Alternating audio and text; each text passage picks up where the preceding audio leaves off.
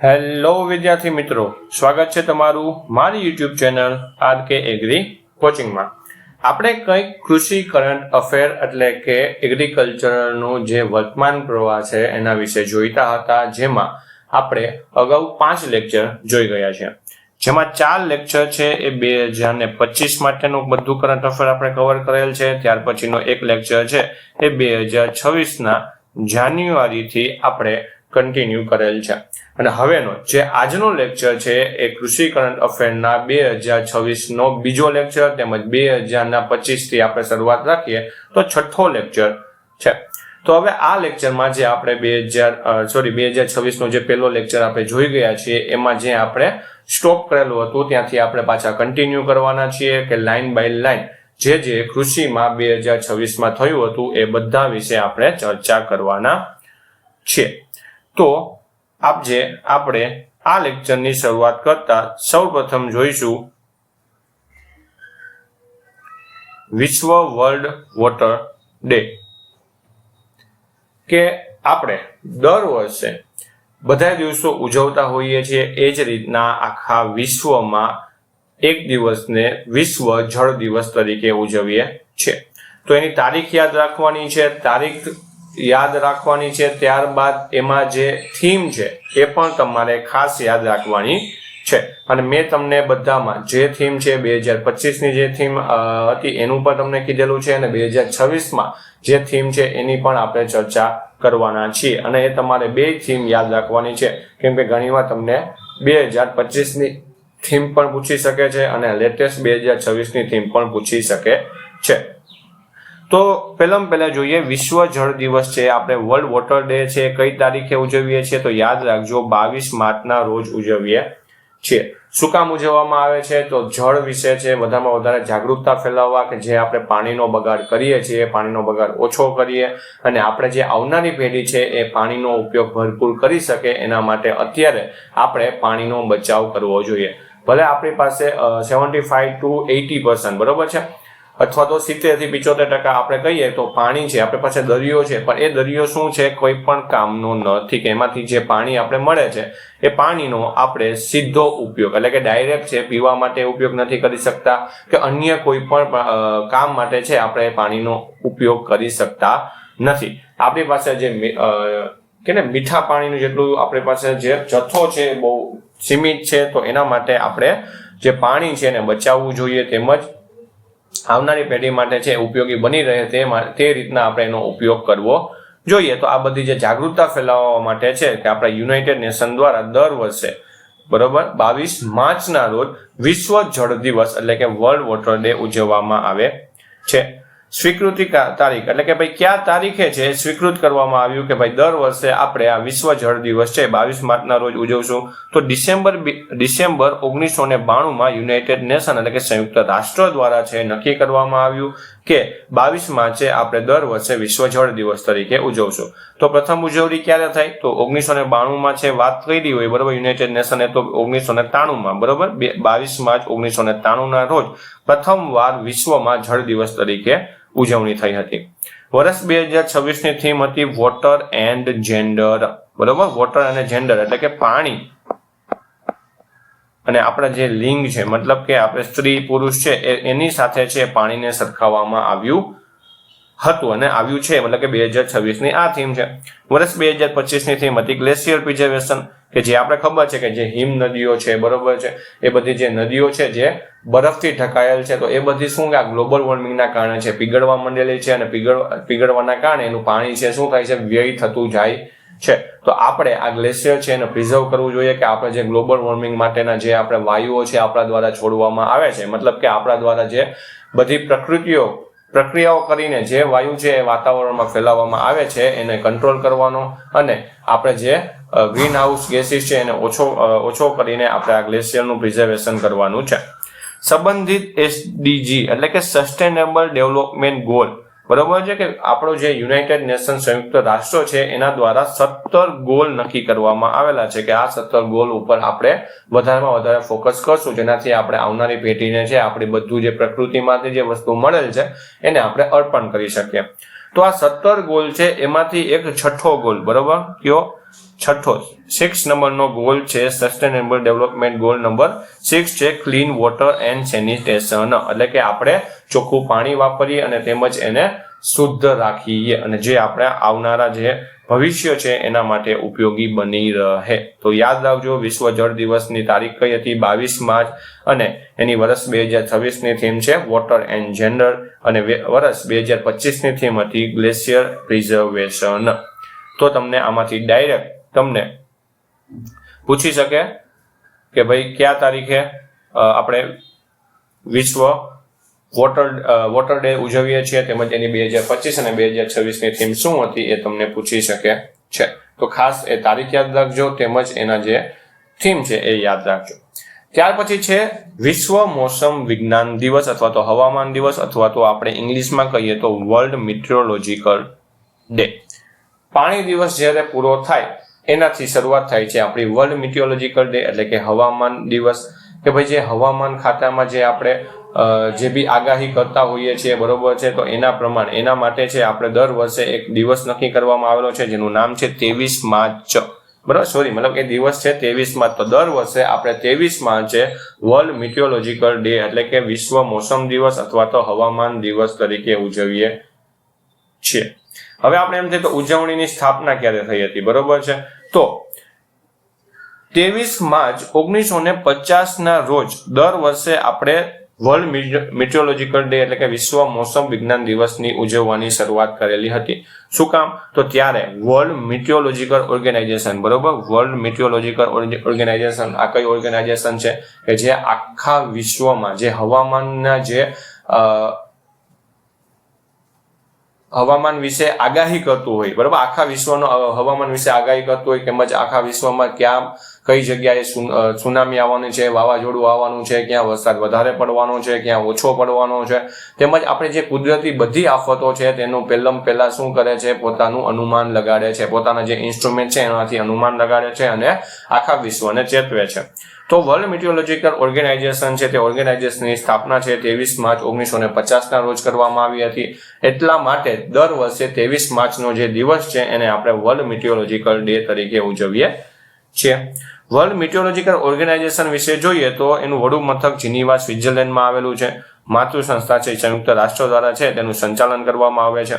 વર્ષ 2026 ની થીમ, બરાબર, વર્લ્ડ મીટિયોરોજીકલ ડે ની વર્ષ 2026 ની થીમ છે ઓબ્ઝર્વિંગ ટુડે પ્રોટેક્ટિંગ ટુમોરો, એટલે કે આજે તમે ઓબ્ઝર્વ કરશો, બરાબર, આજે તમે જે પણ વસ્તુ તમારા હવામાનમાં જે વસ્તુ થઈ રહી છે એને તમે ઓબ્ઝર્વ કરશો તો કાલે તમે એનાથી પ્રોટેક્ટ કરી શકશો ખુદને, બરાબર, કે આપણા આખા વિશ્વને તેમજ આપણે કોઈ પણ જે એરિયો છે તેને, બરોબર. એનું 2026 ની થીમ આ વસ્તુ કહેતી હતી કે ભાઈ ઓબ્ઝર્વિંગ ટુડે એટલે કે આજે તમે જે ઓબ્ઝર્વ છે, અનુભવો છે, બરોબર, તમે જે જોવો છો એને ઓબ્ઝર્વ કરશો તો કાલે તમે પ્રોટેક્ટ છે એને કરી શકશો. તો આજે જે હવામાન છે, બરોબર, આપણું વાતાવરણ છે, એનું જે હવામાન છે એને ઓબ્ઝર્વ કરતું રહેવું જોઈએ કે એમાં કેટલા પર્સન્ટેજ છે વાયુઓ છે તે આપણા માટે બિનહાનિકારક છે તેમજ કેટલા ટકા છે હાનિકારક છે, એ બધાનું અનુમાન આપણે લગાડી લેવું જોઈએ અને એના ઉપરથી જ આપણે એના માટે જે પગલાં લેવા હોય એ પગલાં આજે લઈશું, બરોબર છે, તો જ આપણે કાલે એને પ્રોટેક્ટ કરી શકશું. અને વર્ષ 2025 ની થીમ છે closing the yearly warning gap together. તો આ 2026 અને 2025 ની જે થીમ છે એ ખાસ તમારે યાદ રાખવાની છે, કેમ કે તમને ડાયરેક્ટ છે ક્વેશ્ચન પૂછે છે અને આ ક્વેશ્ચન પૂછે તો તમને આવડી જાય. અને 2025 ની થીમ છે શું કહેવા માંગે છે, જે પૂર, વાવાઝોડું, ભારે વરસાદ છે, દુષ્કાળ જેવી કુદરતી આફતો છે એ પહેલા લોકોને સમયસર ચેતવણી મળે તે માટે જે ખામી છે તેને સાથે મળીને દૂર કરવી, એવું 2025 ની થીમ કહેતી હતી. તો વર્લ્ડ મીટિયોરોજીકલ ડે છે કયા દિવસે? 23 માર્ચ 23 માર્ચ છે એના દિવસે આપણે ઉજવીએ છીએ અને એની શરૂઆત છે 23 માર્ચ 1950 ના રોજ કરવામાં આવી હતી. ત્યાર પછી છે એક યોજના જે 2025-26 માં આવેલી છે જેનું નામ છે નમો ડ્રોન દીદી યોજના, બરોબર. નમો ડ્રોન દીદી યોજના જે સ્કેમ છે એ શેના માટે કે જે આપણા વુમન એમ્પાવર છે કે વુમન જે આપણે સ્ત્રીઓ છે એને આગળ લઈ આવવા માટે છે નમો ડ્રોન દીદી યોજનાની શરૂઆત થઈ છે. જેમાં શું છે કે ભાઈ જેને જે સ્ત્રીને સ્ત્રીઓ છે એને સબસિડી આપે છે ડ્રોનની ખરીદી માટે, બરાબર. તમે આ ડ્રોન જે તમે જોવો છો એ ડ્રોનની ખરીદી માટે છે એ સ્ત્રીઓને સબસિડી આપે છે. આ ડ્રોન છે શેના માટે આપણે ઉપયોગ કરીએ છીએ, તો આપણે જે દવાઓ છે, જે પેસ્ટિસાઇડ છે તેમજ ફર્ટિલાઇઝર એટલે કે જે આપણા વોટર સોલ્યુબલ ખાતર છે એ બધાઓને આપણા પ્લાન્ટમાં સ્પ્રે કરવા માટે આ જે ડ્રોન છે એ કામ એટલે કે કાર્યરત હોય છે. તો આ જે ડ્રોન છે એને કોણ ચલાવે, આપણી સ્ત્રી લોકો છે, એટલે સ્ત્રી છે જેનાથી વુમન એમ્પાવર છે આપણું સ્ટ્રોંગ બને એના માટે નમો ડ્રોન દીદી યોજના છે એનું સ્કેમ છે એ બહાર પાડવામાં આવેલો હતો.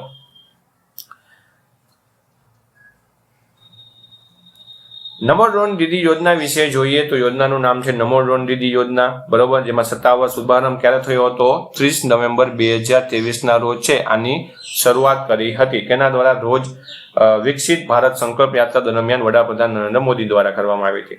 તાલીમમાં અગ્રણી રાજ્ય કે ભાઈ વધારેમાં વધારે તાલીમ લેવામાં કયો રાજ્ય છે તે અગ્રણી છે, તો કર્ણાટક છે. યોજનાનો પ્રકાર જોઈએ તો કેન્દ્રીય ક્ષેત્રની યોજના એટલે કે સેન્ટ્રલ ગવર્મેન્ટની છે. ડ્રોન વિતરણ લક્ષ્યાંક જોઈએ તો 15,000 ડ્રોન જેટલું વિતરણ કરવાનું 2024-25 થી 2025-26 ની વચ્ચેનો કેટલા 15,000 જેટલા ડ્રોન છે તે આપવાની યોજનાઓ છે.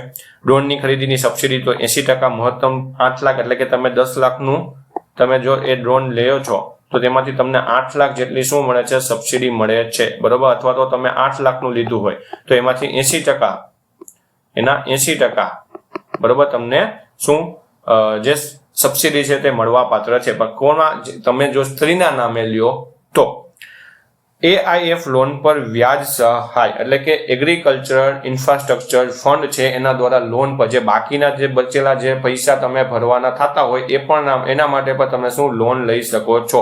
બાકીના 20% ખર્ચ છે એના માટે 3% વ્યાજે તમને શું મળે છે, લોન પણ મળી રહે છે. તાલીમનો સમયગાળો એટલે કે તમે જે નમો ડ્રોન દીદી યોજનાની હેઠળ તમે જો ડ્રોનની ખરીદી કરો છો તો એના ડ્રોનને ચલાવવા માટે તમને તો ખબર નથી કઈ રીતના ચાલે છે, તો એ જે સ્ત્રી છે એને ચલાવવા માટે છે એ થોડાક દિવસની ટ્રેનિંગ હોય છે. તો કેટલા દિવસની, 15 દિવસની ટ્રેનિંગ હોય છે. તેમાં તમને સર્ટિફિકેશન આપવામાં આવે છે જેનાથી તમે સર્ટિફાઈડ ડ્રોન પાયલટ કોર્સ તમે એને કહેતા હોઈએ છીએ, તો તમે એક પાયલટ થઈ જાઓ સર્ટિફાઈડ, બરોબર. જેનાથી તમે શું કરી શકો છો કે તમારા જે સ્ત્રી છે, બરોબર છે, એ ગામમાં કોઈ પણ પ્રકારનો સ્પ્રે એટલે કે જે પેસ્ટિસાઇડનો સ્પ્રે કરવો હોય, ફર્ટિલાઇઝરનો સ્પ્રે કરવો હોય તો તે જે ડ્રોન છે તેના દ્વારા કરી શકે છે. આ જે યોજના છે એ કયા મંત્રાલયો દ્વારા ચલાવવામાં આવે છે, તો યાદ રાખજો 3 મંત્રાલયો કૃષિ, ગ્રામીણ વિકાસ અને ખાતર વિભાગ, આ ત્રણેય ભેગા મળીને સંયુક્ત રીતે છે આ નમો ડ્રોન દીદી યોજના છે તેનું જે આખું છે દેખરેખ રાખતું હોય છે. નમો ડ્રોન દીદી યોજના છે ખાસ તમે યાદ રાખજો કયા દિવસે 23 નવેમ્બર 2023 રોજ એને શરૂઆત કરવામાં આવેલી હતી. કોના દ્વારા, તો નરેન્દ્રભાઈ મોદી દ્વારા છે એની શરૂઆત કરવામાં આવેલી હતી. જે અત્યારે આપણે જોઈએ તો આધુનિક જે મોડર્ન એગ્રીકલ્ચર ટેકનોલોજીમાં આને સ્થાન આપવામાં આવે છે, કેમ કે ડ્રોન દ્વારા છે અત્યારે વધુમાં વધુ સ્પ્રે જે આપણે ઇન્સેક્ટિસાઇડ છે, ફર્ટિલાઇઝર છે, જે માઇક્રોન્યુટ્રિયન્ટ આપણે વોટર સોલ્યુબલ આપે છે, બધા હવે ડ્રોન દ્વારા છે વધુમાં વધુ ખેડૂતો સ્પ્રે કરે છે, જેનાથી ટાઈમ શું થાય, ઓછા ટાઈમમાં છે એ વધુ સ્પ્રે કરી શકીએ છીએ. અને તેમજ આપણે જે દવાઓનો જે ખોટો વ્યય થતો હોય છે એને પણ આપણે આ ડ્રોન દ્વારા અટકાવી શકીએ છીએ. ત્યાર પછી છે વિશ્વ પૃથ્વી દિવસ, બરોબર. આગળ જેમ આપણે અલગ અલગ દિવસો જોઈ ગયા એમ આપણે એક દિવસને આપણે વર્લ્ડ અર્થ ડે તરીકે ઉજવીએ છીએ, જેમાં આપણે તેનો મુખ્ય હેતુ શું છે કે અર્થમાં જે આપણી પૃથ્વી છે, બરોબર, એનું જે નેચરલ બધું જે આપણે નેચરલમાંથી મળે છે એને દેખરેખ રાખવી, તેમજ આપણે એનું જે પ્રદૂષણ કરીએ છીએ તેને અટકાવવું, તેમજ આપણે એનામાંથી સન્માનિત થવું જોઈએ કે ભાઈ આપણા ભારતમાં ઘણી જે વસ્તુઓ છે કે જે નેચરલી મળી રહે છે તો એને આપણે સંભાળીને રાખવું જોઈએ, એનો ખોટો વ્યય ના કરવો જોઈએ. એ બધાના જાગૃતતા ફેલાવવા માટે દર વર્ષે વિશ્વ પૃથ્વી દિવસ છે આપણે ઉજવતા હોઈએ છે, જેની તારીખ છે 22 એપ્રિલ, બરોબર. 22 એપ્રિલના દિવસે આપણે દર વર્ષે વિશ્વ પૃથ્વી દિવસ તરીકે ઉજવીએ છીએ, જેની પ્રથમ ઉજવણી છે 1970 થઈ હતી. સ્થાપક, વર્લ્ડ અર્થ ડે ના સ્થાપક કોણ છે, જેરાલ્ડ નેલ્સન, બરોબર, જે US સેનેટર હતા. તો જેરાલ્ડ નેલ્સન છે તેના દ્વારા છે દર વર્ષે 22 એપ્રિલને વર્લ્ડ અર્થ ડે તરીકે ઉજવવા માટેની ભલામણ કરી હતી અને એની ભલામણ સ્વીકારવામાં આવેલી હતી. અને યુનાઇટેડ નેશન દ્વારા 2009 બરોબર છે 2009માં છે સત્તાવાર રીતે જાહેરાત કરી દીધી કે આપણે દર વર્ષે 22 એપ્રિલને વર્લ્ડ અર્થ ડે તરીકે ઉજવશું અને અથવા તો એને આપણે શું બીજા કયા ઇન્ટરનેશનલ મધર અર્થ ડે તરીકે પણ આપણે એને ઓળખીએ છીએ. અને વર્ષ 2026ની થીમ હતી અવર પાવર અવર પ્લાનેટ, એટલે કે આપણી તાકાત છે એ આપણો ગ્રહ છે બરોબર. અને 2025ની પણ આ જ સેમ થીમ હતી, એટલે ખાસ યાદ રાખજો 2025ની પૂછે કે 2026ની થીમ પૂછે તો વર્લ્ડ અર્થ ડે ની 2025 અને 2026ની એક જ થીમ હતી અવર પાવર અવર પ્લાનેટ, એટલે કે આપણું જે પ્લાનેટ એટલે આપણો જે ગ્રહ છે એ જ આપણી તાકાત છે. તો ખાસ યાદ રાખજો કે વર્લ્ડ અર્થ ડે ની જે થીમ છે એ યાદ રાખવાની છે અને 22 એપ્રિલના રોજ આપણે દર વર્ષે એની ઉજવણી કરીએ છીએ. ત્યાર પછી છે પ્રોફેસર MS સ્વામીનાથન પુરસ્કાર બરોબર છે. પ્રોફેસર MS સ્વામીનાથન પુરસ્કાર છે એ આપણે 2025 થી શરૂઆત કરેલી હતી કે આપણે જે કૃષિ પ્રત્યે જે વધારેમાં વધારે રિસર્ચ કરતું હોય, વધારેમાં વધારે એના ઉપર દેખરેખ રાખતું હોય, તેમજ એના માટે જરૂરી પગલાં જે ભરવા પડતા હોય કે નવી સ્કીમો લાવવી પડતી હોય કે નવી કોઈ ટેકનોલોજી લાવવી પડતી હોય તો એના સંશોધન માટે વધુમાં વધુ ધ્યાન આપતું હોય તો એને આ દર વર્ષે છે બરોબર એને એના આ જે પુરસ્કાર છે એ એનાયત કરવામાં આવતો હોય છે. તો હમણાં તાજેતરમાં 2026ના 19 એપ્રિલ બરોબર એપ્રિલમાં 2026માં છે આપણા એક જે સર છે તેને આ પ્રોફેસર MS સ્વામીનાથન પુરસ્કારથી તેને સન્માનિત કરવામાં આવેલા છે, જેનું નામ છે ડોક્ટર ચૌધરી શ્રીનિવાસ રાવ બરોબર. ડોક્ટર ચૌધરી શ્રીનિવાસ રાવ જે તમે ફોટો જોવો છો બરોબર, એને આ 19 એપ્રિલ 2026ના રોજ છે તેમને આ પુરસ્કાર આપવામાં આવેલો હતો. તો ખાસ યાદ રાખજો તમને આ ક્વેશ્ચન પૂછી શકે છે બરોબર. કરંટ અફેરનો આ મોસ્ટ IMP ક્વેશ્ચન કહેવાય આવું ક્વેશ્ચન તમને પૂછી દે કે પ્રોફેસર MS સ્વામીનાથન પુરસ્કાર છે 2026માં કોને એનાયત કરવામાં આવેલો હતો તો તે હતા ડોક્ટર ચૌધરી શ્રીનિવાસ રાવ, જે વર્તમાન કઈ સ્થિતિમાં છે તો વર્તમાન ડાયરેક્ટર બરોબર છે, ડિરેક્ટર અને VC છે IARI new Delhi, Indian agriculture research institute જે છે એને ન્યૂ દિલ્હી ખાતે આપણે આવેલું છે, જેને આપણે પૂષા ઇન્સ્ટિટ્યૂટ પણ કહીએ છીએ. તેના જે ડાયરેક્ટર અથવા તો વાઇસ ચાન્સલર કહીએ તો તે અત્યારે કોણ છે ડોક્ટર ચૌધરી શ્રીનિવાસ રાવ. તેને એવોર્ડ આપ્યાની તારીખ છે 19 એપ્રિલ 2026 અને આ એવોર્ડની આવૃત્તિ છે 9મી.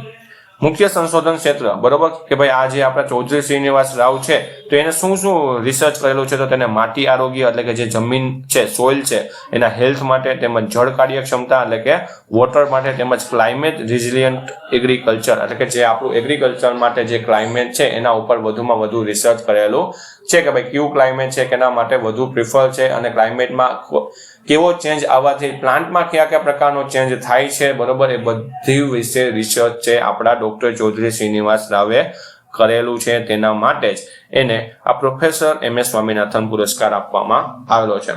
ગ્લોબલ સ્વામીનાથન એવોર્ડની સ્થાપના 2025માં થઈ હતી.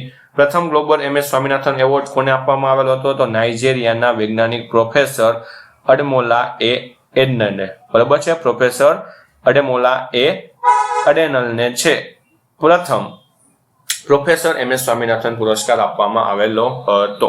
આ જે પ્રથમ એવોર્ડ છે કોને આપવામાં આવેલો હતો એ તમારા જાણકારી માટે છે, ઘણીવાર તમને પૂછી શકે છે તો તમને એ ખબર હોવી જોઈએ.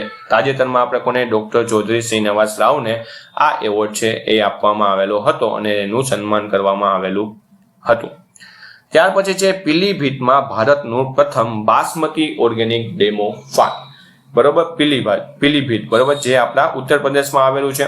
ત્યાં ભારતનું પ્રથમ એવું ફાર્મ છે એ ડેમો ફાર્મ છે બનાવવામાં આવેલું છે જ્યાં બાસમતી ઉગાડવામાં આવશે, પણ એ બાસમતી કઈ રીતના ઓર્ગેનિક રીતના ઉગાડવામાં આવશે, જ્યાં કોઈ પણ પ્રકારના રાસાયણિક ખાતર કે રાસાયણિક દવાનો ઉપયોગ થશે નહીં. ત્યાં બધો જે પ્યોર આપણા નેચરલ વસ્તુ છે એનો ઉપયોગ કરીને ત્યાં બાસમતી રાઈસ છે એને ઉગાડવામાં આવશે અને તેનું જતન કરવામાં આવશે અને તેની લણણી કરવામાં આવશે.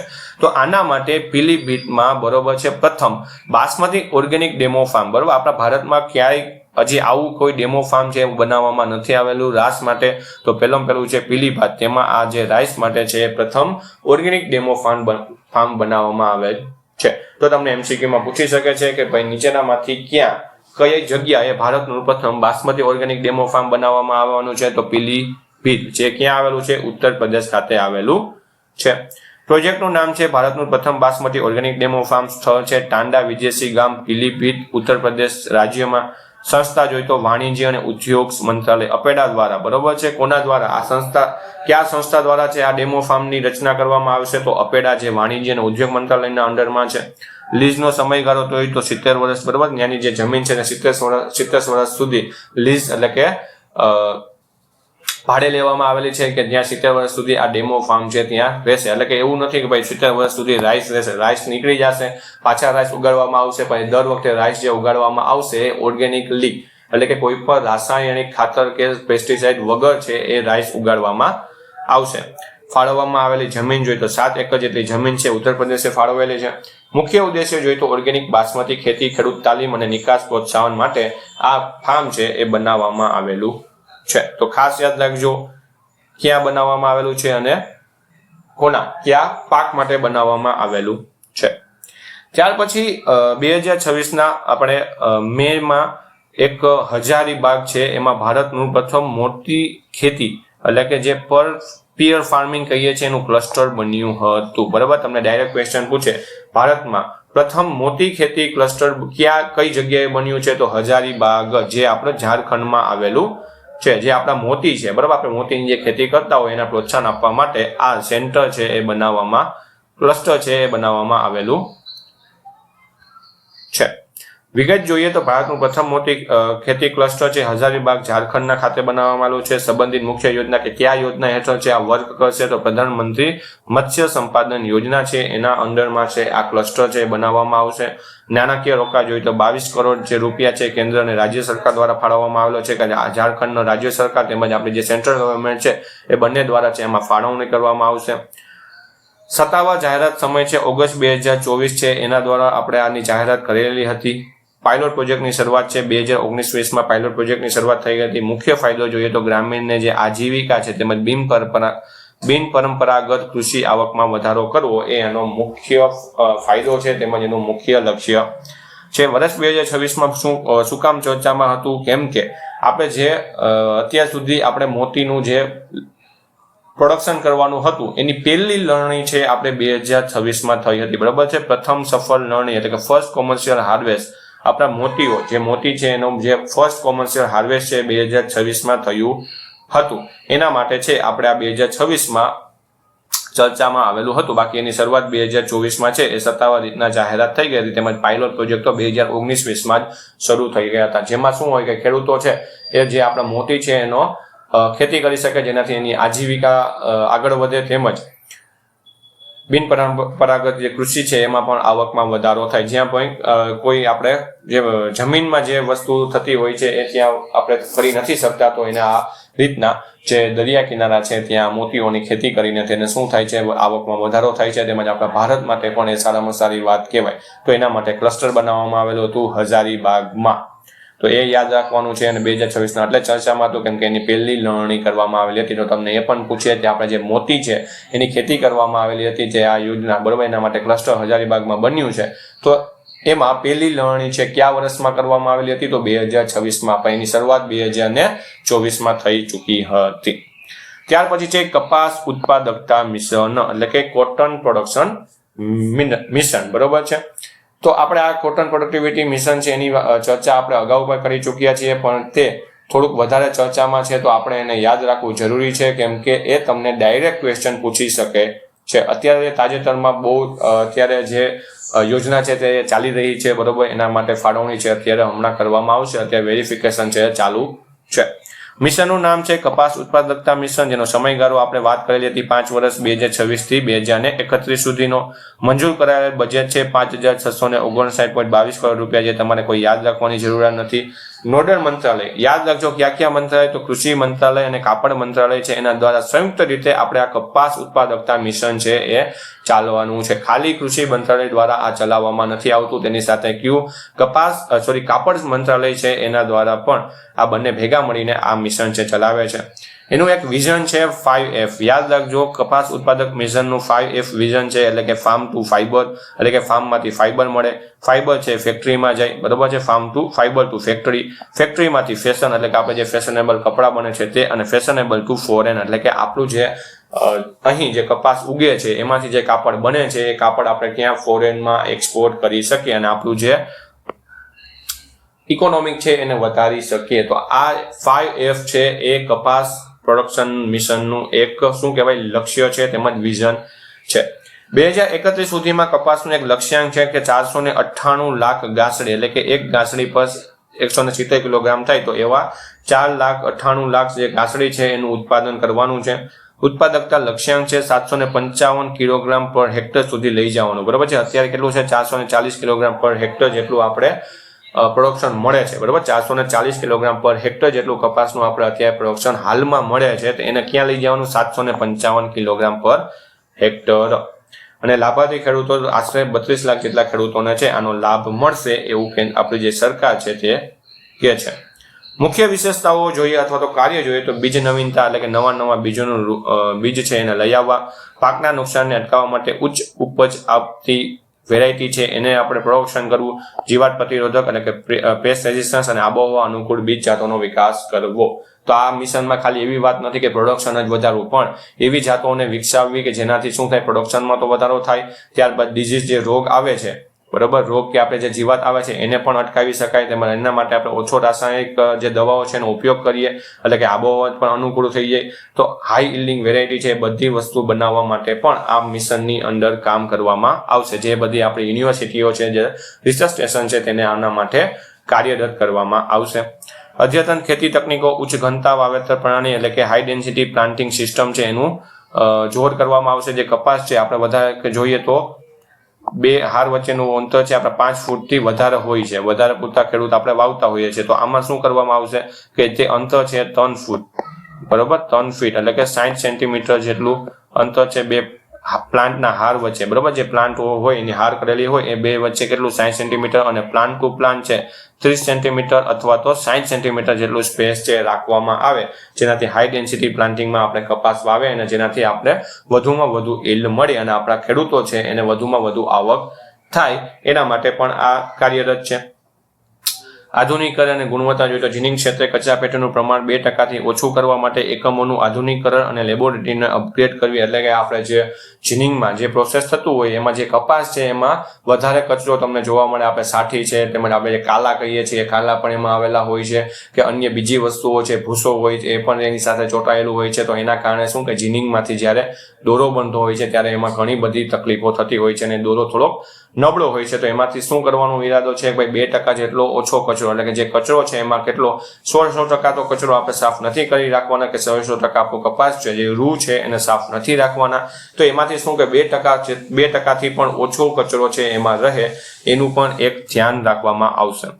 કસ્તુરી કોટન ભારતને મજબૂત ડિજિટલ ટ્રેસેબિલિટી સાથે ગ્લોબલ પ્રીમિયમ બ્રાન્ડ તરીકે પ્રમોટ કરવું, ખેડૂતોને પારદર્શક ભાવ, બજાર પહોંચ આપવા માર્કેટ યાર્ડને પ્લેટફોર્મ સાથે સંકળાવ્યું, કપાસના કચરાનું રિસાયકલિંગ પ્રોત્સાહિત કરવું તથા કપાસની સાથે શણ, વાંસ, કેળા, મિલ્કવીડ અને સીસલ જેવા અન્ય કુદરતી રેસાઓનું એકીકરણ કરવું એ બધું આપણે કપાસ કોટન મિશન છે એમાં ખાસ ધ્યાન રાખવામાં આવેલું છે. તો ખાસ યાદ રાખજો એના જે 5 વર્ષ છે એમાં જે સ્પેસિંગ છે એ બધા વિશે તમને ક્વેશ્ચન પૂછી શકાય છે. ત્યાર પછી છે પ્રોસોપિસ ઝુલીફ્લોરા. બરોબર. પ્રોસોપિસ ઝુલીફ્લોરા જેને આપણે ટૂંકમાં ગુજરાતીમાં કહીએ તો ગાંડો બાવળ. બરાબર. તમે અહીં ફોટો તમે જોઈ શકો છો. તો એ ગાંડા બાવળમાંથી એક મિથેનોલ પ્રથમ ગ્રીન મિથેનોલ પ્લાન્ટ બરોબર છે બનાવવામાં આવેલો છે. કઈ જગ્યાએ બનાવવામાં આવેલો છે એનો તમને ડાયરેક્ટ ક્વેશ્ચન પૂછી શકે છે કે પ્રોસોપિલા ઝુલીફ્લોરા આપણે જે ગાંડા બાવળ છે એમાંથી દેશનો પ્રથમ ગ્રીન મિથેનોલ પ્લાન્ટ છે એ કઈ જગ્યાએ બનાવવામાં આવેલો છે. તો ખાસ યાદ રાખજો જે આપણે કચ્છ છે એના દીનદયાળ પોર્ટ ઓથોરિટી એટલે કે કંડલા બંદર ખાતે પ્રોસોપિસ ઝુલીફ્લોરા એટલે ગાંડા બાવળમાંથી સ્વચ્છ દરિયાઈ બળતણ બનાવવા માટે દેશનો પ્રથમ ગ્રીન મિથેનોલ પ્રોડક્શન પ્લાન્ટ જાહેરાત કરવામાં આવેલી છે. બરોબર. ક્યાં આપણા કચ્છમાં, કચ્છના પણ કંડલા બંદરમાં આપણે ગાંડા બાવળમાંથી મિથેનોલ ગ્રીન મિથેનોલ છે એનું ઉત્સર્જન કરશું. જે મિથેનોલ છે આપણા ઈંધણ માટે આપણે એનો ઉપયોગ કરતા હોઈએ છીએ, બળતણ માટે ઉપયોગ કરતા હોઈએ છીએ. તેમજ એને ગ્રીન શું કામ કહેવામાં આવે છે તેમાંથી વધારે હું કહેવાય તેનું બનાવટ વખતે કાર્બન ડાયોક્સાઇડનું પ્રમાણ સાવ ઓછું મળે છે જેનાથી તમે શું આપણે જે ગ્લોબલ વોર્મિંગ થાય છે એને આપણે અટકાવી શકીએ છીએ. આ પ્લાન્ટનું નિર્માણ થર્મેક્સ લિમિટેડ દ્વારા કરવામાં આવી રહ્યું છે, જેમાં અંકુર સાયન્ટિફિક એનર્જી ટેકનોલોજીસની ગેસિફિકેશન ટેકનોલોજીનો ઉપયોગ થશે. બરોબર. કોના દ્વારા? તો થર્મેક્સ લિમિટેડ દ્વારા બનાવવામાં આવ્યું છે. કંપનીનું નામ પર તમને પૂછે તો તમને ખબર હોવી જોઈએ કઈ ટેકનોલોજી. તો અંકુર સાયન્ટિફિક એનર્જી ટેકનોલોજી છે, એના દ્વારા એની ટેકનોલોજીને અપનાવીને આ વસ્તુને બનાવવામાં આવેલી છે. શરૂઆતમાં એક ડેમો પ્રોજેક્ટ તરીકે દરરોજ 5 ટન જેટલું મિથેનોલનું ઉત્પાદન કરશે અને ભવિષ્યમાં તમને એમ લાગે કે ભાઈ આ બહુ સારું વર્ક કરી રહ્યું છે તો દરરોજ 100 થી 500 ટન સુધી પહોંચવાનો લક્ષ્યાંક છે અને એ ચાલુ તો રહેવાનું છે. આ પ્રોજેક્ટ આંતરરાષ્ટ્રીય દરિયાઈ સંગઠનના 2050 સુધીમાં શિપિંગ ક્ષેત્રે નેટ ઝીરો કાર્બન ઉત્સર્જનના લક્ષ્યાંકને પૂર્વ કરવામાં મદદ કરે છે. બરોબર છે. આંતરરાષ્ટ્રીય દરિયાઈ સંગઠન દ્વારા એક લક્ષ્યાંક રાખેલો છે કે આપણે 2050 સુધીમાં છે આપણે નેટ ઝીરો કાર્બન ઉત્સર્જન છે એ કરશું. એટલે આપણે તે સમયે 2050 સમયે શું આપણે કોઈ પણ પ્રકારનું કાર્બનનું ઉત્સર્જન કરતા હશું નહીં, એવો એક લક્ષ્યાંક છે. એમાં આ જે મિશન છે એ કાર્યરત રહેશે. ગ્રીન મિથેનોલ વિશે જોઈએ તો આ એક ઓછું કાર્બન ધરાવતું નવીનીકરણીય યોગ્ય પ્રવાહી બળતણ છે, જે પરંપરાગત ઇંધણના બદલે ઉપયોગ કરવાથી ગ્રીન હાઉસ ગેસના જે 60 થી 55% સુધીનો ઘટાડો કરી શકે છે.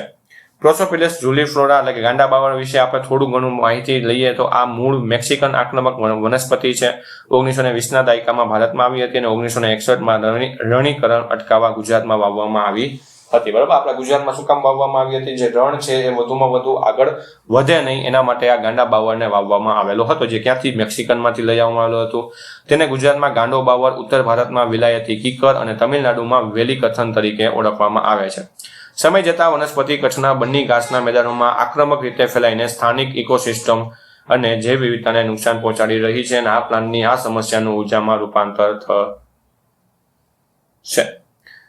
તો યાદ રાખજો ભાઈ, જે આપણું ગાંડા બાવળમાંથી મિથેનોલ બનાવવામાં આવેલું છે એનું ક્યાં કઈ જગ્યાએ? તો આપણા કચ્છના જે કંડલા બંદર છે ત્યાં એને સ્થાપવામાં આવેલું છે. બરાબર. અને મિથેનોલ છે એક ઇંધણ તરીકે જેનાથી આપણે ગ્રીન હાઉસ ગેસીસ છે ઓછું ઉત્પાદન કરે એવો એક લક્ષ્યાંક છે અને 2050 સુધીમાં એવો લક્ષ્યાંક છે આપણા વિશ્વ લેવલના, જે આપણે IMO કહીએ છીએ એને. ત્યાર પછી જે ઘઉંની મર્યાદિત નિકાસને ભારત સરકારની લીલી ઝંડી. તો 2022 થી આપણે જે ઘઉં છે એનો નિકાસ પ્રત્યે અત્યારે પ્રતિબંધ હતો કે આપણે જે ઘઉં છે એનો નિકાસ એટલે કે એક્સપોર્ટ કરી શકતા નહોતા, કેમ કે એનું ઘણા બધા રીઝન હતા કે અહીંયા આપણે જે ઘઉં છે એ મળી નહોતા રહેતા અને એની જગ્યાએ જો આપણે બહાર મોકલીએ તો શું થાય કે અહીંયા આપણે એની અછત ઊભી થાય, તો એના માટે બંધ કરવામાં આવેલું હતું. ત્યાર પછી બજારનો જે ભાવ છે, બરોબર, જે રશિયામાં અને અલગ અલગ દેશોમાં છે તો બજારનો ભાવ ઘટી રહ્યો હતો ઘઉંનો, તો એના માટે આ બધું પ્રતિબંધિત કરવામાં આવેલું હતું. મે 2022માં મુકાયેલા પ્રતિબંધ બાદ ભારત તાજેતરમાં મર્યાદિત પ્રમાણમાં ઘઉંની નિકાસ કરવાની મંજૂરી આપે છે. બરોબર છે. હમણાં ગયા 2 મહિના પહેલા આને મંજૂરી આપેલી કે હવે તમે ઘઉંનો છે નિકાસ એટલે કે એક્સપોર્ટ કરી શકો છો, પણ એ પણ કંઈક મર્યાદિત સ્થિતિમાં, ને એ પણ તમે ગવર્મેન્ટની એટલે કે સરકારની પરમિશન લઈને તમે એનો નિકાસ કરી શકો છો. ભારતની ઘઉં નિકાસ નીતિ સત્તાવાર રીતે હજુ પણ પ્રતિબંધિત જ છે. બરોબર. હજી કોઈ એવું આપેલું નથી કે ભાઈ તમે એક્સપોર્ટ એમને કરી શકો છો. હજી તમે રસ્ટિક એટલે કે તમારે હજી મંજૂરી લેવી પડે છે જો તમારે હજી ઘઉંનો એક્સપોર્ટ કરવું હોય તો. આ નિકાસ સામાન્ય વેપાર માટે મુક્ત નથી, પરંતુ સરકાર દ્વારા અધિકૃત કરાયેલી ચેનલો અને આંતર સરકારી કરારો એટલે કે ગવર્મેન્ટ ટુ ગવર્મેન્ટના માધ્યમથી જ મર્યાદિત વેપારી નિકાસની છૂટ આપવામાં આવી છે. દેશમાં ખાદ્ય સુરક્ષાની ચિંતા, ઘઉંનું ઓછું ઉત્પાદન અને વધતી જતી મોંઘવારીના ધ્યાનમાં લઈને 2022માં કડક પ્રતિબંધ લાદવામાં આવ્યો હતો. તો ખાસ યાદ રાખજો ભાઈ, 2026માં હવે પ્રતિબંધ છે થોડો ઘટાડવામાં આવ્યો છે. એમાં બીજું કશું કાંઈ યાદ રાખવાનું નથી. ત્યાર પછી છે ઇથેનોલ ઉત્પાદન માટે મકાઈ છે ભારતનો સૌથી મોટો ફીડ સ્ટોક બન્યો. બરાબર. ઇથેનોલની વાત આપણે ખબર જ છે કે અત્યારે જે આપણે પેટ્રોલ છે એની સાથે 20% ઇથેનોલ છે મિશ્રણ થઈને આવવાનું છે. તો હવે આ ઇથેનોલ છે શેમાંથી બને છે? તો આપણે શેરડી અને મકાઈમાંથી બને છે. એમાં પણ મકાઈમાંથી વધુમાં વધુ ઇથેનોલ છે પ્રાપ્ત થયો છે. એના માટે જે મકાઈ છે એ ભારતનો સૌથી મોટો ફીડ સ્ટોક બન્યો. બરાબર. મકાઈ છે ભારતનો સૌથી મોટો ફીડ સ્ટોક બન્યો છે ઇથેનોલના ઉત્પાદન માટે. તો તમને ડાયરેક્ટ ક્વેશ્ચન પૂછે કે ઇથેનોલના ઉત્પાદન માટે કયો પાક છે એ સૌથી મોટો ફીડ સ્ટોક બન્યો છે? તો યાદ રાખજો મકાઈ. 12 મે 2026 સુધીના ડેટા અનુસાર ભારતમાં ઇથેનોલ ઉત્પાદન કરવા માટે મકાઈ હવે સૌથી મુખ્ય મોટો આધાર બની ગયો છે. ઇથેનોલ સપ્લાય યર 2025-26ના પ્રથમ 6 મહિના અર્ધવાર્ષિક ગાળા દરમિયાન ઇથેનોલનો કુલ પુરવઠો 515 કરોડ લીટરને વટાવી ગયો. નવેમ્બર 2025 થી એપ્રિલ 2026 દરમિયાન અનાજ આધારિત ડિસ્ટિલરીએ રાષ્ટ્રીય ઇથેનોલ પૂલમાં આશરે 333 કરોડ લીટરનું યોગદાન આપ્યું હતું, જેમાં મકાઈનો હિસ્સો સૌથી વધુ હતો. એટલે જ આપણે કહીએ છીએ કે ઇથેનોલ માટે મકાઈ છે એ સૌથી મોટો ફીડસ્ટોક છે. ઇથેનોલના સ્ત્રોતો જોઈએ તો પેલું છે શેરડી અને બીજું છે અનાજ. અનાજમાં પણ મેઇન શું છે? મકાઈ. શેરડીની સરખામણીમાં મકાઈને પાકને ઓછા પાણીની જરૂર પડે છે, એટલે આપણે મકાઈ વાવીએ છીએ અને એના માટે અને શેરડી કરતાં આપણે મકાઈ છે થોડુંક વધારે એફોર્ડેબલ છે, જેમાં પાણીની અછત વાળા વિસ્તારો માટે પણ વધુ ટકાઉ વિકલ્પ સાબિત થાય છે. E20 અને ભવિષ્યનું લક્ષ્યાંક ભારત સરકારના E20 એટલે કે પેટ્રોલમાં 20% મિથેનોલ મિશ્રણ અને તેનાથી આગળના લક્ષ્યાંકો પ્રાપ્ત કરવા માટે મકાઈ એક સ્કેલેબલ અને સુસંગત સ્ત્રોત છે. બરોબર. હવે E20 છે આપણે ચાલુ જ રહેવાનું છે, એ કોઈ દિવસ બંધ થવાનું નથી. તો એના માટે આપણે E20 ઇથેનોલ કેમાંથી બનાવવામાં આવશે? તો મકાઈ છે એમાંથી બનાવવામાં આવશે. અને કેમ કે મકાઈમાં થોડુંક ઓછો પાણીની જરૂરિયાત હોય છે, તો એ મકાઈ છે એ આપણે ફીડસ્ટોક, બરોબર, ભારતનો પ્રથમ નંબરનો ફીડસ્ટોક છે. અત્યારે વધારે વધારે ઇથેનોલ બનાવવા માટે મકાઈનો ઉપયોગ કરે છે. ત્યાર પછી એક પહેલ છે સેહત, બરોબર છે, જે કૃષિ પરિવર્તન દ્વારા આરોગ્ય માટે વિજ્ઞાન શ્રેષ્ઠતા છે. જે બે આપણી રિસર્ચ સ્ટેશન છે, બરોબર છે, એના દ્વારા એક ICR એટલે કે Indian council of agriculture research તેમજ ICMR Indian council of medical research, આ બંને દ્વારા સંયુક્ત રીતે એક પહેલની શરૂઆત કરી છે સેહત. જે આપણે કુપોષણના જે શિકાર થઈ ગયેલા છે, તેમજ આપણે જે ઓછું ખાવાનું મળવાથી, ઓછું ન્યુટ્રિશન મળવાથી ઘણી બધી બીમારીઓ છે આપણે ભારતમાં ફેલાઈ રહી છે. તો એના કંટ્રોલ માટે આપણે આ એક સેહત મિશન છે એની શરૂઆત કરવામાં આવેલી છે 2026માં. તો એના વિશે જોઈએ તો સેહતનું પહેલા તો તમને ફૂલ ફોર્મ ખબર હોવી જોઈએ. Science excellence for health through agricultural transformation, બરોબર, એટલે કે કૃષિ પરિવર્તન દ્વારા આરોગ્ય માટે વિજ્ઞાન શ્રેષ્ઠતા, બરોબર, એટલે કૃષિમાં પરિવર્તન લઈ આવવાથી આપણું જે આરોગ્ય છે એમાં પણ પરિવર્તન તમને જોવા મળશે. એવું આ સેહત પહેલનું નામ છે, બરોબર, એનું ફૂલ ફોર્મ છે. તો ખાસ તમારે એ પણ યાદ રાખવાનું છે, તેનું ફૂલ ફોર્મ તમને પૂછી શકે છે. ભાગીદાર સંસ્થાઓ છે તો ICMR અને ICAR આ બંને દ્વારા છે આ પહેલની શરૂઆત કરેલી હતી, બરોબર. તમને તારીખ પૂછે તો યાદ રાખજો 11 મે 2026 ના રોજ, 11 મે 2026 ના રોજ છે આ પહેલની શરૂઆત કરવામાં આવેલી હતી. કોના દ્વારા? તો ICMR એટલે કે એટલે જે મેડિકલ આપણું જે મંત્રાલય છે, બરોબર છે, આરોગ્ય મંત્રાલય છે, એના જે કેબિનેટ મંત્રી છે JP નડ્ડા, તેમજ આપણા જે કૃષિ કેન્દ્રીય મંત્રી છે શિવરાજસિંહ ચૌહાણ, એ બંને દ્વારા, બરોબર, યાદ રાખજો, JP નડ્ડા અને શિવરાજસિંહ ચૌહાણ એ બંને દ્વારા છે 11 મે 2026 ના રોજ સેહત પહેલની શરૂઆત કરી હતી. ક્યાં? નવી દિલ્હી ખાતે. તેમજ ICMR જોઈને અને ICR છે, બરોબર, એ બંનેના જે હેડક્વાર્ટર છે તે પણ નવી દિલ્હી ખાતે જ આવેલા છે. જેનો મુખ્ય ઉદ્દેશ શું હતો કે કૃષિ સંશોધનને જાહેર આરોગ્ય પોષણ સાથે જોડવું, કે આપણે જે બાયો ફોર્ટિફાઈડ વેરાયટી છે એના ઉપર વધારે રિસર્ચ કરવું, કે જેનાથી શું થાય કે જે આપણે ન્યુટ્રિશનની ખામી આપણા મનુષ્યમાં જોવા મળે છે, આપણા બાળકોમાં જોવા મળે છે, કુપોષણના શિકાર જે જોવા મળે છે, તો એ બધા શું થાય કે બધામાં વધારે ન્યુટ્રિશન મળી રહે એના માટે એવી વેરાયટીઓ બનાવી જેમાં વધુમાં વધુ તમને પ્રોટીન છે, વધુમાં વધુ વિટામિન છે, એ એમાં મળી રહે.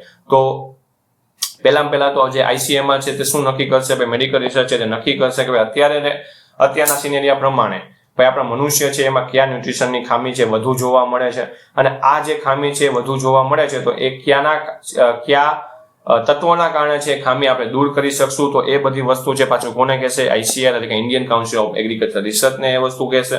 અને ICR છે એ એવી વેરાયટીઓ બનાવશે ઘઉંની, ચોખાની કે અન્ય કોઈ પણ કઠોળ છે, અન્ય કોઈ પણ અનાજ છે, એની એવી વેરાયટીઓ બનાવશે કે જેનાથી એ જે ન્યુટ્રિશન છે, જે ન્યુટ્રિશન ઘટતું હોય છે આપણા મનુષ્યમાં, ન્યુટ્રિશનમાં એ વેરાયટીમાં વધુમાં વધુ એ ન્યુટ્રિશન મળી રહે.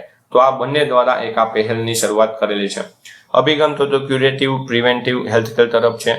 બાયોફોર્ટિફાઈડ પાક, વન હેલ્થ, કૃષિ કામદારનું સ્વાસ્થ્ય છે. કુપોષણ, ડાયાબિટીસ, હાઇપરટેન્શન અને કેન્સર જેવી બીમારીઓ છે જે ખૂબ જ વધી રહી છે, એને અટકાવવા માટે આ પહેલની શરૂઆત કરવામાં આવેલી છે. ત્યાર પછી છે વડાપ્રધાન જે આપણા નરેન્દ્ર મોદી છે એને રોમ ખાતે ફૂડ એન્ડ એગ્રીકલ્ચર ઓર્ગેનાઇઝેશન એગ્રીકોલા મેડલથી સન્માનિત કરાયા છે. તો તમને એવું પૂછે કે તાજેતરમાં 2026માં ફૂડ એન્ડ એગ્રીકલ્ચર ઓર્ગેનાઇઝેશન એટલે કે FAO એગ્રીકોલા મેડલ કોને આપવામાં આવેલો છે? તો કોને આપવામાં આવેલો છે?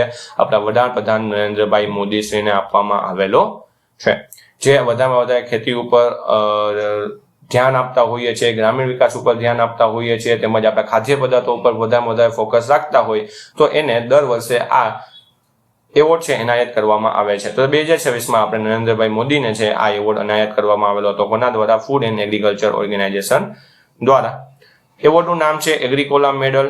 વડાપ્રધાન નરેન્દ્ર મોદીને 2026માં મળેલ છે. સંસ્થા છે ફૂડ એન્ડ એગ્રીકલ્ચર ઓર્ગેનાઇઝેશન, જેના ડાયરેક્ટર ક્યુ ડોંગ્યુ, બરાબર, તમે જે અહીં ફોટો જોવો છો ને, ક્યુ ડોંગ્યુ છે એના દ્વારા છે આપણા મોદી સાહેબ છે એને આ એવોર્ડ છે એનાયત કરવામાં આવેલો હતો. સ્થળ કયું જોઈએ તો રોમ અને ઇટલી, બરાબર, જે ફૂડ એન્ડ એગ્રીકલ્ચર ઓર્ગેનાઇઝેશનનું હેડક્વાર્ટર છે. મુખ્ય ઉદ્દેશ શું હોય તો ખાદ્ય સુરક્ષા, ટકાઉ કૃષિ અને ગ્રામીણ વિકાસમાં જે વધુમાં વધુ યોગદાન આપતું હોય તો એને આ એવોર્ડ છે એ આપવામાં આવતો હોય છે. તો ખાસ યાદ રાખજો 2026નો કોને? આપણા નરેન્દ્રભાઈ મોદીને આપવામાં આવેલો છે. ત્યાર પછી છે વિશ્વ દૂધ દિવસ એટલે કે વર્લ્ડ મિલ્ક ડે. આગળ આપણે જે અર્થ ડે જોયા, વોટર ડે જોઈ ગયા, બરાબર, એ બધા દિવસો આપણે જોઈ ગયા. તે જ રીતના આપણે એક દિવસને વિશ્વ દૂધ દિવસ તરીકે ઉજવીએ છીએ. તેની તારીખ છે 1 જૂન. ખાસ યાદ રાખજો 1 જૂનના દિવસે આપણે શું વર્લ્ડ મિલ્ક ડે છે, આખા વિશ્વમાં છે વર્લ્ડ દૂધ દિવસ તરીકે ઉજવવામાં આવે છે. 26 નવેમ્બર આપણા નેશનલ, બરોબર છે, નેશનલ આપણા ભારતમાં છે કયા દિવસે? તો આપણા ભારતમાં છે 26 નવેમ્બરના રોજ છે એને દૂધ દિવસ તરીકે ઉજવવામાં આવે છે. કેમ કે ડોક્ટર વર્ગીસ કુરિયન, જે વ્હાઇટ રિવોલ્યુશનના પિતા તરીકે આપણે જેને ઓળખીએ છીએ, બરોબર, જે વર્લ્ડ મિલ્ક ડે, બરોબર છે, એને એના જન્મદિવસના દિવસે જ આપણે નેશનલ મિલ્ક ડે તરીકે પણ આપણે ઉજવીએ છીએ. જે નેશનલ મિલ્ક ડે છે 26 નવેમ્બરના દિવસે હોય છે અને વર્લ્ડ મિલ્ક ડે છે એ 1 જૂનના દિવસે હોય છે. ઉજવણીની શરૂ કરનાર છે ફૂડ એન્ડ એગ્રીકલ્ચર ઓર્ગેનાઇઝેશન, બરોબર. 26 નવેમ્બર નહીં, કયો વિશ્વ દૂધ દિવસ છે એની ઉજવણી છે કોના દ્વારા? ફૂડ એન્ડ એગ્રીકલ્ચર ઓર્ગેનાઇઝેશન દ્વારા છે એ શરૂ કરવાનું કહ્યું હતું અને સંયુક્ત રાષ્ટ્ર દ્વારા એની શરૂઆત થઈ. 2001 થી વર્ષ 2001માં પહેલી જ વાર છે વિશ્વ દૂધ દિવસ તરીકે આપણે દિવસને ઉજવ્યો છે. દૂધ ઉત્પાદનમાં આપણે થોડાક એના ડેટા જોઈએ તો ભારત છે પ્રથમ ક્રમે છે. દૂધ ઉત્પાદનમાં ભારતમાં પણ જોઈએ તો પહેલો ક્રમ છે ઉત્તર પ્રદેશનો, બરાબર. આશરે 15.6 થી 16% જેટલો હિસ્સો છે ઉત્તર પ્રદેશમાં મિલ્કનો હિસ્સો છે એ પ્રોવાઈડ કરતો હોય છે, બરાબર. ઉત્તર પ્રદેશમાં વધુમાં વધુ મિલ્ક છે એનું ઉત્પાદન આપણા યુપીમાં થાય છે, જ્યાં બીજા ક્રમે રાજસ્થાન છે અને ત્રીજા ક્રમે મધ્યપ્રદેશ અને ચોથા ક્રમે છે આપણું ગુજરાત, જે 7.7% જેટલું દૂધ છે એ વાર્ષિક ઉત્પાદન કરે છે. તો ખાસ યાદ રાખજો, એના ડેટા તમારે થોડા ઘણા યાદ રાખવાના. તેમજ કયા દિવસે? તો 1 જૂનના દિવસે આપણે વર્લ્ડ મિલ્ક ડે તરીકે ઉજવીએ છીએ, જેનાથી આપણે પશુપાલન કરવું જોઈએ એની જાગૃતતા ફેલાવી શકીએ છીએ. તેમજ પશુપાલન શું કામ જરૂરી છે એની પણ આપણે જાગૃતતા ફેલાવી શકીએ છીએ. તેમજ આપણા જે દૂધ છે એમાંથી જે મળતા આપણું કેલ્શિયમ છે, પ્રોટીન છે, બરોબર, એના પણ આપણે ફાયદા છે એનાથી લોકોને અવગણિત કરવા જોઈએ, જેનાથી મતલબ ખબર પડે કે ભાઈ દૂધ છે કેટલું ઇમ્પોર્ટન્ટ છે મનુષ્ય માટે. ત્યાર પછી આંધ્રપ્રદેશની APCNF પહેલને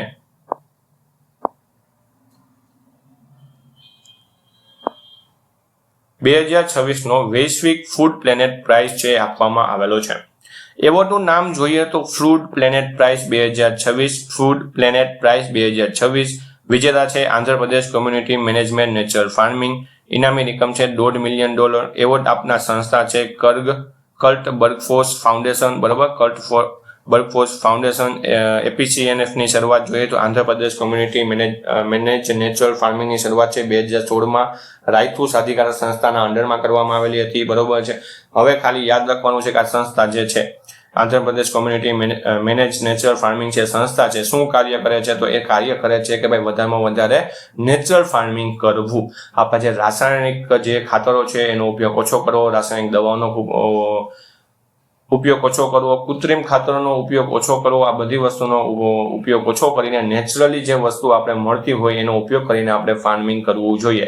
આંધ્રપ્રદેશમાં છે 2016 થી આ જે સંસ્થા છે કાર્યરત છે અને વધારેમાં વધારે જે નેચરલ ફાર્મિંગને પ્રોત્સાહન આપવા માટે ખેડૂતોને નેચરલ ફાર્મિંગ તરફ લઈ જાય છે, બરોબર. તો આ સંસ્થા છે એને ફૂડ પ્લેનેટ પ્રાઇઝ 2026 આપવામાં આવેલો હતો, જે કોના દ્વારા? કલ્ટ વર્કફોર્સ ફાઉન્ડેશન દ્વારા આપવામાં આવેલો છે. તો તમને ડાયરેક્ટ એવો ક્વેશ્ચન પૂછે કે ફૂડ પ્લેનેટ પ્રાઇઝ 2026 કોને એનાયત કરવામાં આવેલો છે? તો તે આંધ્રપ્રદેશ કોમ્યુનિટી મેનેજ નેચરલ ફાર્મિંગને. કેમ કે ફૂડ પ્લાનેટ પ્રાઇઝ એટલે શું? કે જે આપણું ખોરાક છે, આપણા ગ્રહના જે ખોરાકો છે એનો એક પ્રાઇઝ છે, એટલે કે જે આપણા ગ્રહમાં જે ખોરાકો બને છે એ કરતાં વધારેમાં વધારે નેચરલી હોય તો આપણા જે મનુષ્ય છે એનું આરોગ્ય બગડતું નથી, એનું આરોગ્ય સારું રહે છે. કેમ કે આપણે કેમિકલ ખાઈએ એના કરતાં આપણે જે દેશી વસ્તુથી બનેલું હોય એ ખાઈએ તો આપણે શું આરોગ્ય આપણું સારું રહે, આપણે કોઈ પણ પ્રકારની બીમારી છે આવે નહીં. તો એના માટે આપણે APCNF ને બરોબર Andhra Pradesh community manager natural farming છે એને આ એવોર્ડ આપવામાં આવેલો હતો. તો તમને આ ક્વેશ્ચન પૂછી શકે છે અને જે 2026માં થયું હતું એટલે કરંટ અફેરમાં જ આપણો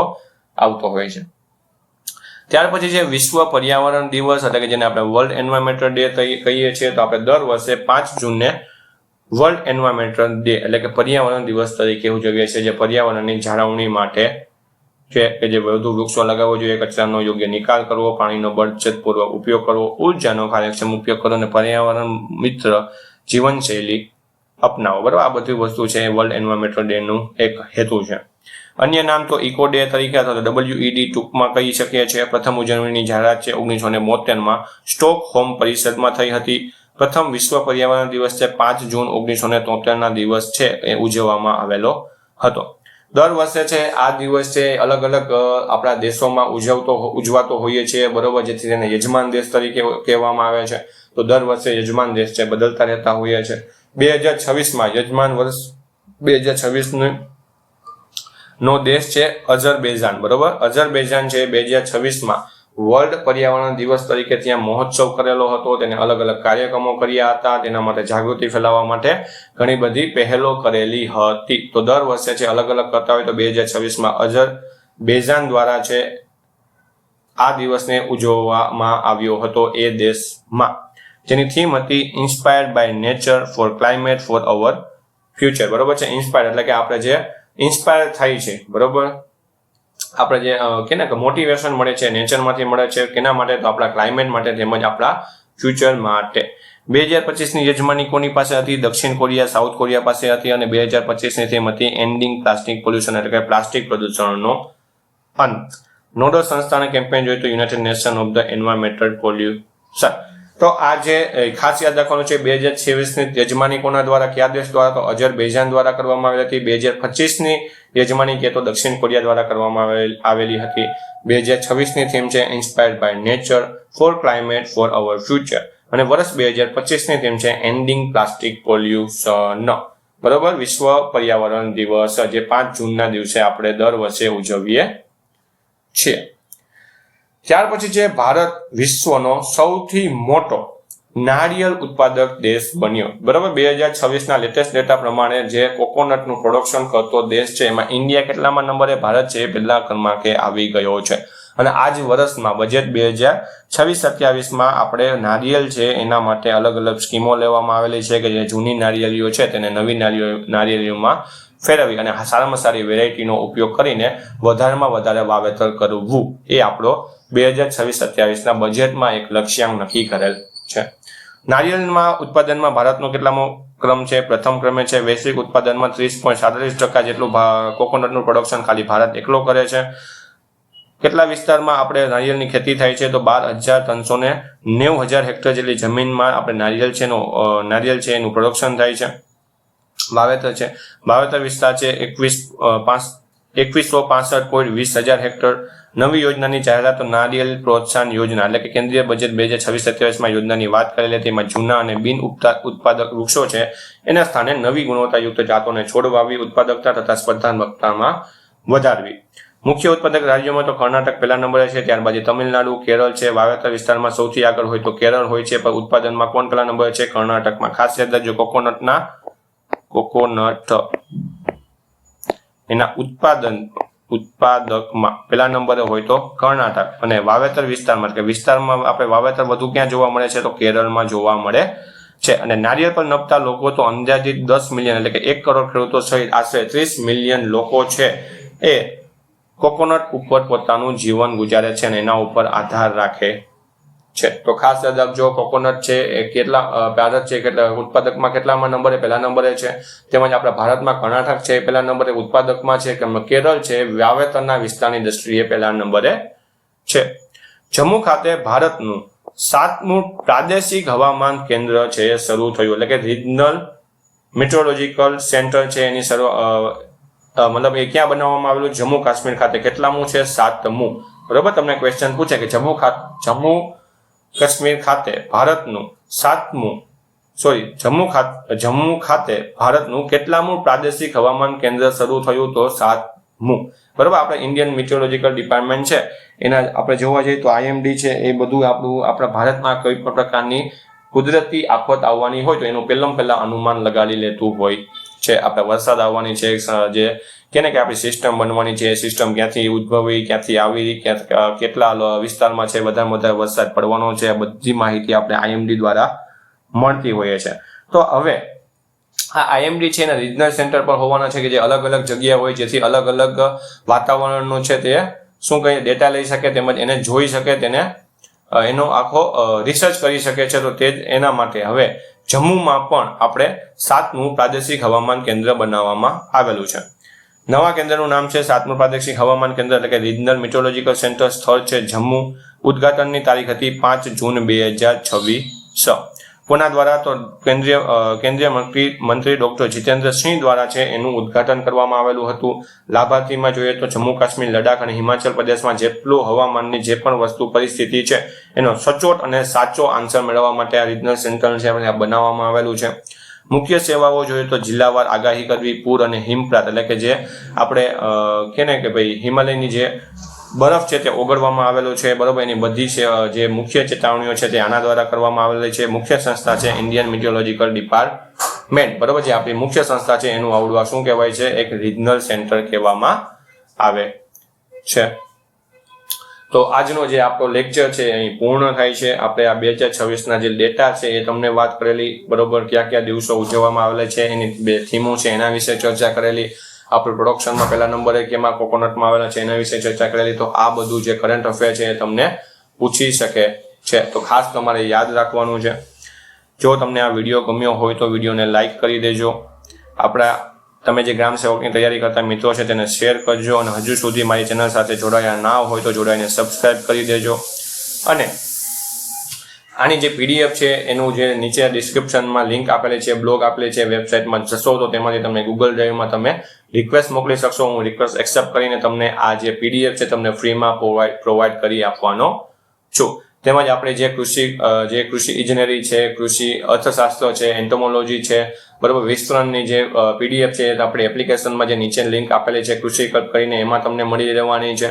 તેમજ આપણે કૃષિકલ્પ એપ્લિકેશનમાં મોક ટેસ્ટ પણ મૂકેલી છે. તો તમે જો હજુ સુધી મોક ટેસ્ટ ના આપેલી હોય તો તેમાં એક ફ્રી મોક ટેસ્ટનું પણ આયોજન છે. તો તમે ફ્રી મોક ટેસ્ટ આપો અને તમે જે વાંચેલું છે એનું મૂલ્યાંકન કરો. તેમજ આપણે એમાં પેડ 11 બરોબર તમારી ગ્રામ સેવકની એક્ઝામ આવે એની પહેલા